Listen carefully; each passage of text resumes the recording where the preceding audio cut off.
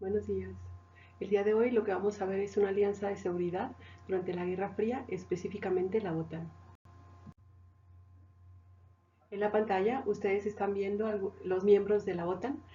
con las últimas adiciones a partir de 2017 y 2020. Las últimas a partir de la guerra de Ucrania no están en esa pantalla.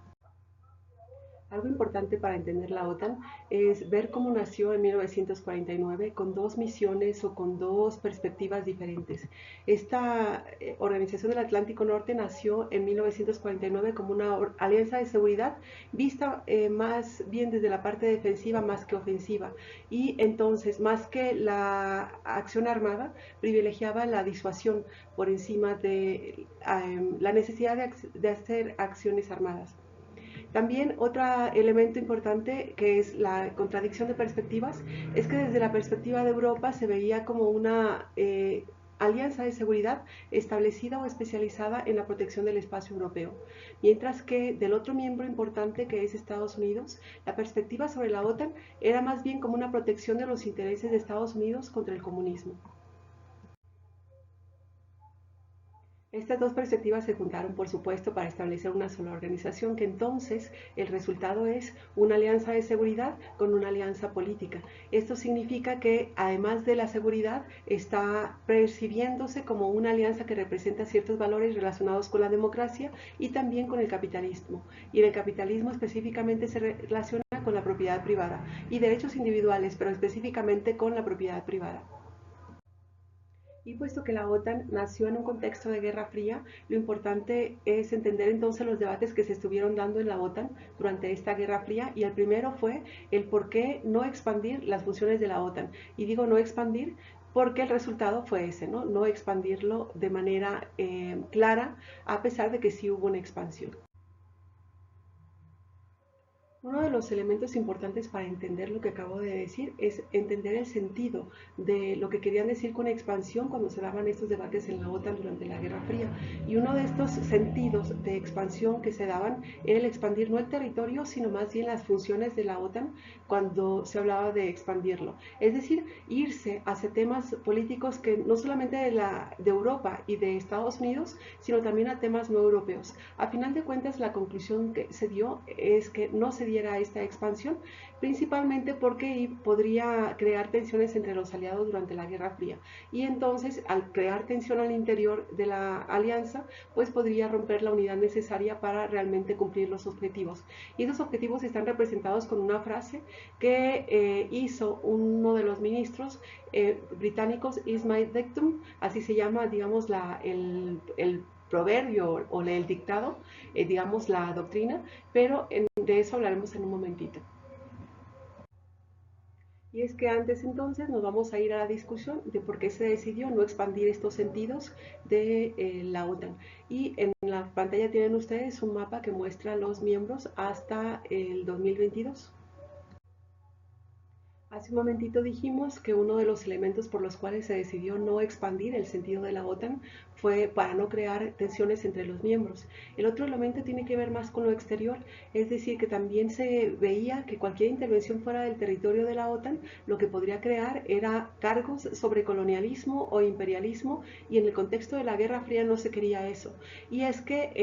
el contexto exterior o el contexto internacional sí afectaba a la OTAN, y esta pretensión a lo mejor de cubrir áreas y crear miedo lo que iba a hacer es dañar la economía y también limitar los energéticos a disposición de Europa principalmente y de Estados Unidos. Y por supuesto que el segundo sentido de expansión tiene que ver con el territorio. Y había algunos miembros, por ejemplo, como Francia, con el presidente de Gaulle, que quería que se expandiera la OTAN a miembros que estuvieran, por ejemplo, en el Medio Oriente y Norte de África. El problema es que, aunque no sabemos si de Gaulle preveía los efectos, sí otros miembros veían esos posibles efectos, que sería transformarla, a final de cuentas, no en una alianza para Europa y Estados Unidos, sino en una alianza global. A final de cuentas, y hasta ahora todavía se sigue relacionando la OTAN con una alianza de seguridad para Europa y Estados Unidos, pero todos estos debates sí llevaron también a otra discusión sobre el sentido de la OTAN, y es que cómo la OTAN, siendo una alianza de defensa, podría no solamente ser esa parte militar o defensiva, sino también más política, y en esa política cómo influir mucho más allá de Europa. Y es que los debates y los efectos de estas discusiones se alcanzan a notar en el exterior, pero vamos a ir primero al interior. ¿Cómo es que se daban esos debates o dónde se daban estos debates? Y principalmente es a partir de ciertos organismos de la OTAN, por ejemplo, el Comité de Consejo de Político, también el Grupo Consultivo de Política y también el Comité Consultivo de Economía. Estos eran los sitios donde más se relacionaban las discusiones cuando se tenía relación con otras áreas fuera de Europa y Estados Unidos, es decir, sobre África, Asia, Medio Oriente, etcétera. O también sobre cómo involucrar a los miembros en las discusiones de la ONU. Para los años 60, la OTAN ya era una organización o una alianza de seguridad bastante consolidada, y las discusiones principalmente que se daban en el grupo de consulta de política eran conferencias regulares que se daban sobre planeadores para hacer la planeación de políticas de mediano y largo plazo, y ahí era donde se daban las discusiones precisamente que tenían que ver no solamente con el Atlántico, es decir, con el espacio de la OTAN, sino también con espacios de otras áreas, principalmente de Asia, y ahí se incluye el Medio Oriente. Todas estas discusiones de los años 60 tuvieron mucha influencia en cómo se desarrolló la OTAN en lo largo de la Guerra Fría. Y es que para los años 70 ya era muy claro para la OTAN que cualquier intervención de la OTAN fuera del territorio podían empujar a países no alineados a irse al comunismo. Y como Estados Unidos puso como prioridad del detener precisamente la influencia del comunismo en el mundo, entonces también tuvieron mucho cuidado en cómo se relacionaba la OTAN con posibilidad de intervención fuera del territorio. Por eso es que la OTAN de alguna manera creó una doctrina de solamente proteger los intereses de Europa y de Estados Unidos, es decir, de las. Pero para los años 90, con la desaparición de la URSS, todos estos miedos de que se le relacionara a la OTAN con el imperialismo o que se empujara a los no miembros hacia el comunismo se perdió, y entonces todo esto va a renovar nuevas discusiones. Y entonces con la desaparición de la URSS se empezó a ampliar el debate, no tanto sobre los objetivos, sino más bien de cómo lograr el objetivo. Es decir, el objetivo de proteger la estabilidad europea. eh, lo que se empezó a hacer es alargar el sentido o las concepciones sobre las responsabilidades de la OTAN para esa estabilidad. Y es una ampliación ya de lo que venía antes, porque ya desde la Guerra Fría la OTAN se concebía o se preocupaba por la inestabilidad que le podía llegar de fuera, principalmente de países de Europa Oriental. Con la caída de la Unión Soviética y con la desaparición del todo el bloque soviético, entonces también se empezaron a ampliar qué es lo que podía pasar. Y bueno, se empezaron a preocupar por la llegada, por ejemplo, de los ejércitos vencidos, de la posibilidad de llegada de refugiados, de ampliación de violencias que tenían que ver con la búsqueda de las democracias, y por eso es que la inestabilidad de Europa Oriental o provocó la sensación de que se tenía que establecer como prioridad la intervención en esas áreas para mantener la estabilidad y que no llegara a interrumpir el espacio de la OTAN. Y decían que era una situación mucho más precaria que con Stalin, algunos de ellos. Y entonces lo que hizo la OTAN es expandir o llevar a cabo algunos planes que había hecho desde los años 70. Y entonces, en los años 90 se dio algo que ya venía desde los años 70, y era el hecho de que la OTAN se había ampliado en sus sentidos desde los años 70. Y entonces para los años 90 ya tenemos la conclusión o podemos ver cómo todo este proceso termina en un proceso que empezó con los oficiales empezando a concluir que la OTAN se había ido ampliando poco a poco para incluir la estabilización de Europa, no solamente digamos la parte de disuasión, sino también el preocuparse por la parte de estabilizar el territorio. Y todo esto raramente fue discutido en público, pero sí se veía esa discusión o esa, digamos, narrativa, aunque establecida a través del discurso de la lógica tradicional de la Guerra Fría. Y todo esto es resultado de una dinámica que los especialistas de seguridad piensan que tiene la OTAN y es una dinámica de jala y empuja. Esta dinámica de jala y empuja básicamente es el cómo hay una tendencia al interior entre algunos que quieren expandir las funciones de la OTAN y el territorio de la OTAN y los que preferían restringirla al status quo. Y por detrás de estas dinámicas de jala y empuja tenemos el dictado de Lord Ismay, es decir, la doctrina, podríamos decir, de funcionamiento o de objetivos de la OTAN de Lord Ismay, el cual vamos a ver en un momentito. Esta doctrina o dictado es un reflejo de los debates que había en la OTAN sobre los defensores, por ejemplo, del status quo, que pensaban que el propósito de la OTAN era aislar a Europa Occidental de la conquista política soviética y también de prevenir que Moscú entonces incrementara su influencia en Europa y pensaban que entonces a lo mejor eso, para evitarlo, lo que se debía hacer era limitar la membresía de la OTAN. La relación de lo anterior con el dictado de Ismay se relaciona con el que para lograr este objetivo se requerían dos cosas. Uno, el uso de la fuerza, tanto industrial como militar de Alemania, que estaba en el interior de la OTAN, y del otro también el tratado de una garantía de despliegue de tropas de Estados Unidos en caso de una emergencia en el territorio europeo. Y entonces lo que representa ese dictado o esa doctrina de Lord Ismay, de alguna manera tiene que ver con qué representaba para principalmente Gran Bretaña y para Europa esa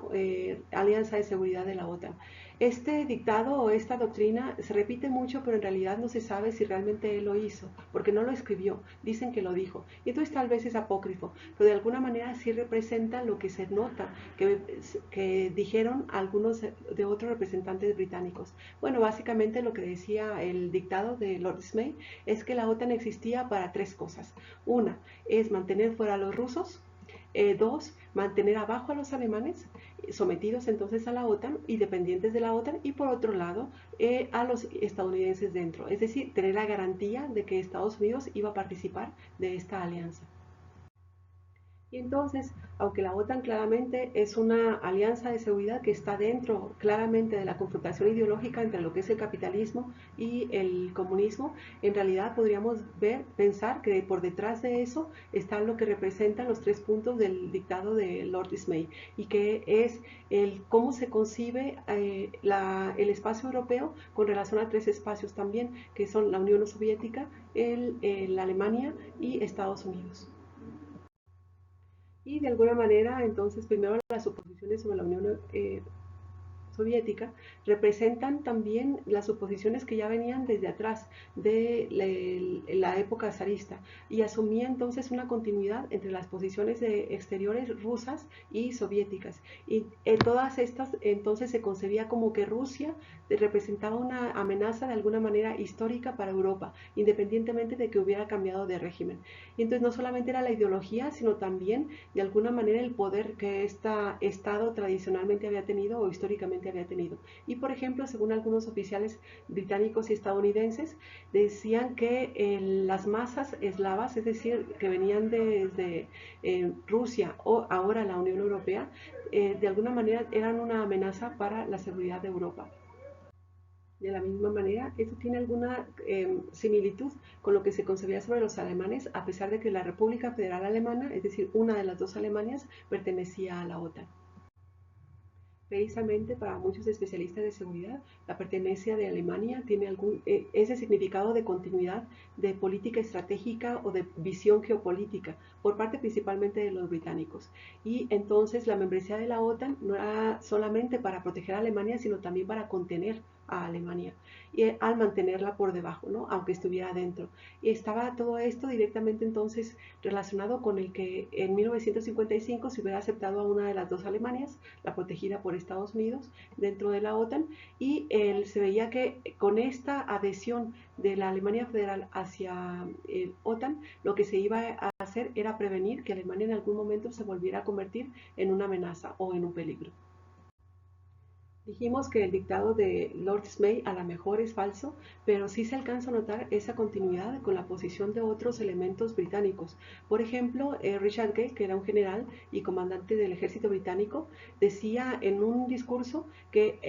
cuando estaba celebrando la membresía de los alemanes en la OTAN, al mismo tiempo se refería a ellos como el debauch, es decir, insistía que se debía ser duro con los alemanes porque era la única manera en que ellos iban a mantenerse dentro y mantenerse en su posición.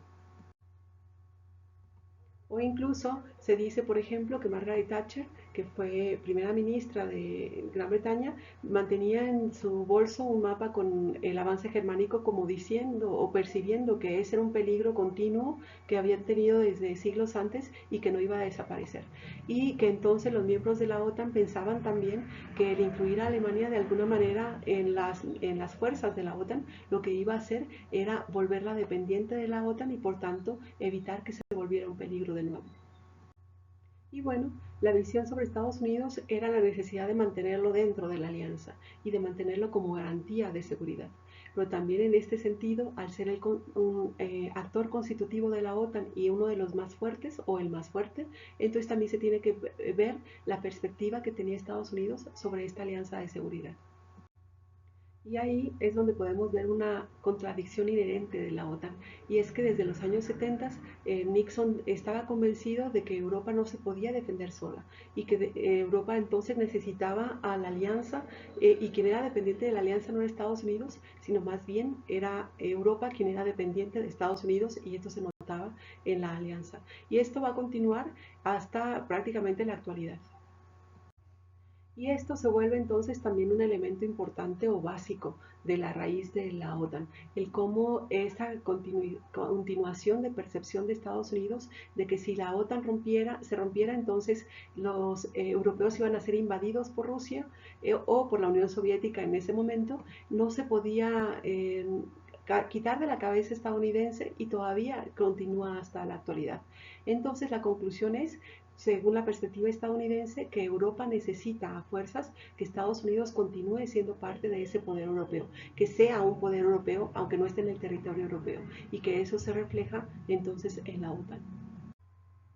Es interesante entonces ver cómo eso ha cambiado en la actualidad, pero cómo algunos elementos continúan de este tipo de percepciones. Por ejemplo, en la actualidad, en el primer periodo, Trump les decía a la OTAN que Estados Unidos no tenía por qué tener la responsabilidad de estar defendiendo a Europa ni estar pagando ni siquiera por su defensa. Pero al mismo tiempo, la concepción de que Europa es dependiente de Estados Unidos continúa entonces. Y entonces, para cerrar, hay que resumir que durante la Guerra Fría la membresía de la OTAN sí creció, es decir, territorialmente, pero también en cuanto a las concepciones de defensa se empezaron a expandir. La raíz o la visión geopolítica de Ismay a lo mejor no cambiaron durante la Guerra Fría, pero de alguna manera sí se alcanza a ver la expansión de territorio de la OTAN. Algunos estados se postularon muy pronto, por ejemplo Grecia y Turquía en 1952, nació en 1949, así que 3 años después ya se había expandido, después la República Federal de Alemania y así continuó hasta España en 1982, pero por supuesto que la expansión mayor se dio en los años 90.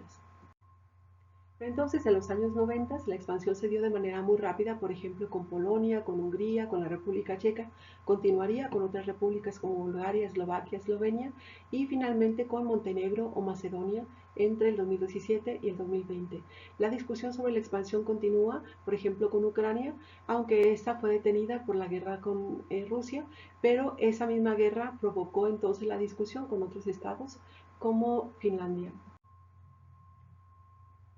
Y finalmente, como conclusión, el elemento que a mí me parece más importante es la ampliación que se dio tras la Guerra Fría, no solamente del área, digamos, que cubre la OTAN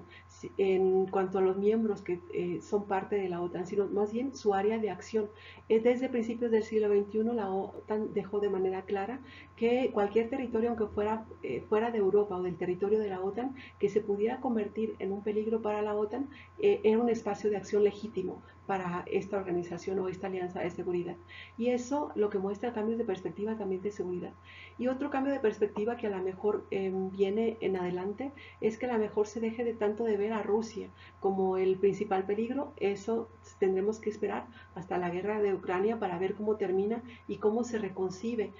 a Rusia como un elemento de seguridad, porque hay mucha resistencia en algunos elementos de Europa y de Gran Bretaña, es decir, principalmente franceses y de Gran Bretaña, que siguen viendo a Rusia como un elemento de amenaza, pero también ahora por el empuje de Estados Unidos se puede percibir que a lo mejor un elemento que va a cambiar es dejar de ver a Rusia como el elemento principal de amenaza y a lo mejor cambiarlo por China. Ya lo veremos